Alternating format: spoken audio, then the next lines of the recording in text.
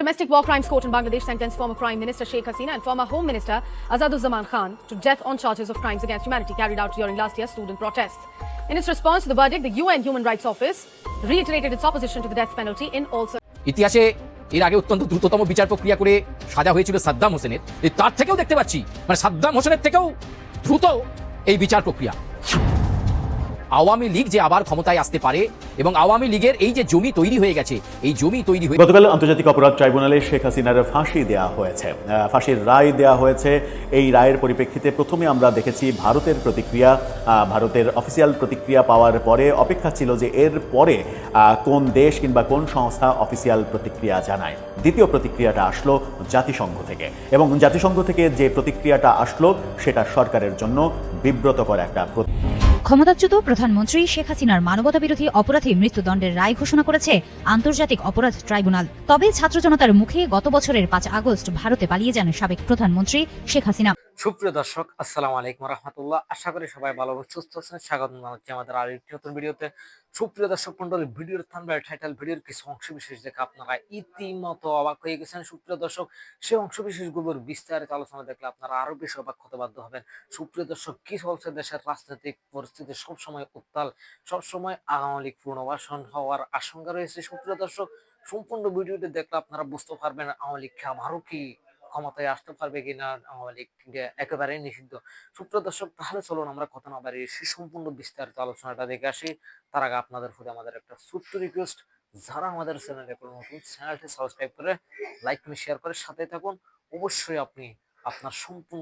আপনি সম্পূর্ণ ভিডিওটি দেখে আপনার মূল্যবান। এর আগে অত্যন্ত দ্রুততম বিচার প্রক্রিয়া করে সাজা হয়েছিল সাদ্দাম হোসেনের, তার থেকেও দেখতে পাচ্ছি মানে সাদ্দাম হোসেনের থেকেও দ্রুত এই বিচার প্রক্রিয়া। আওয়ামী লীগ যে আবার ক্ষমতায় আসতে পারে এবং আওয়ামী লীগের এই যে জমি তৈরি হয়ে গেছে, এই জমি তৈরি হয়ে যাওয়াটাকেই কিন্তু ভয় পাচ্ছিল বিভিন্ন শিবির। তাই পরিকল্পনা করে, চক্রান্ত করে যত তাড়াতাড়ি বিচার প্রক্রিয়াটাকে শেষ করা যায়। সকলে বলছে এই বিচার প্রক্রিয়া নিরপেক্ষ নয়, সকলে বলছে 143 দিনে ফাঁসির সাজা হতে পারে না, সকলে বলছে এত দ্রুত বিচার প্রক্রিয়া হয় না, এই বিচার প্রক্রিয়া নিরপেক্ষ নয়, নিরপেক্ষ নয়, নিরপেক্ষ নয়। যারা দেশকে বিপদের মধ্যে থেকে বারবার টেনে তুলেছে, বারবার বাংলাদেশ বলে বলার জায়গাটা যারা করে দিয়েছে, তাদের বিরুদ্ধে চক্রান্ত। বাংলাদেশের আপামর জনসাধারণ বলছে শেখ হাসিনাকে শাস্তি দেওয়া মানে দেশের ইতিহাসকে অপমান করা, শেখ হাসিনাকে শাস্তি দেওয়া মানে দেশকে অবনতির দিকে ঠেলে দেওয়া, শেখ হাসিনাকে শাস্তি দেওয়া মানে বাংলাদেশের জাতির জনকের অপমান, শেখ হাসিনাকে শাস্তি দেওয়া মানে বাংলাদেশ নিঃশেষ হয়ে যাওয়া।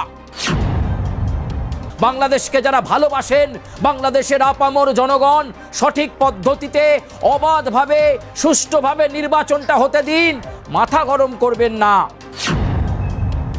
একটা রায় ঘোষণা, আর সেই একটা রায় ঘোষণা থেকেই তাণ্ডব গোটা বাংলাদেশ জুড়ে, এবং শুধু তাই নয়, বাংলাদেশের গণ্ডি ছাড়িয়ে সেই খবর মুহূর্তের মধ্যে পৌঁছলো গোটা বিশ্বে। শেখ হাসিনার মৃত্যুদণ্ড দিয়েছে আন্তর্জাতিক অপরাধ ট্রাইব্যুনাল। এই খবর মুহূর্তে ভাইরাল হয়ে গেল। তাহলে কি শেখ হাসিনা ভেঙে পড়লেন? আওয়ামী লীগের সব শেষ। ভারতবর্ষ কি করবে? কোথায় দাঁড়িয়ে ডক্টর ইউনূস? বাংলাদেশের আপামর জনসাধারণ কি সত্যি শেখ হাসিনার মৃত্যুদণ্ডের এই খবরে নাচছে? আসুন প্রিয় দর্শক বন্ধু, আজকে আমরা যে প্রতিবেদন দেখব, এই যে রায় হলো, সেই রায়ের পর কে কোথায় দাঁড়িয়ে, আর বাংলাদেশের আপামর জনসাধারণ ঠিক কী চাইছেন, আসলে এটা চাপিয়ে দেওয়া সিদ্ধান্ত নাকি মানুষের মনের কথা, সব কিছু নিয়ে আজকে বিচার বিশ্লেষণ হবে। আন্তর্জাতিক অপরাধ ট্রাইব্যুনাল ইতিমধ্যেই বিচার প্রক্রিয়া করে জানিয়ে দিয়েছে শেখ হাসিনা দোষী এবং আসাদুজ্জামান দোষী, তাদের মৃত্যুদণ্ড ঘোষণা হয়ে গেল।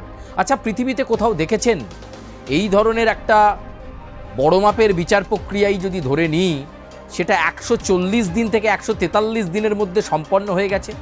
সেই বিচার প্রক্রিয়াটাকে কি নিরপেক্ষ বিচার প্রক্রিয়া বলা যায়?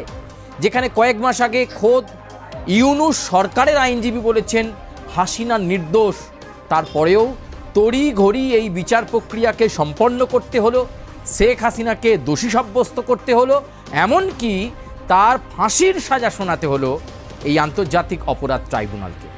আচ্ছা, বঙ্গবন্ধুকে কোথাও মনে করাচ্ছে না তো বাংলাদেশ?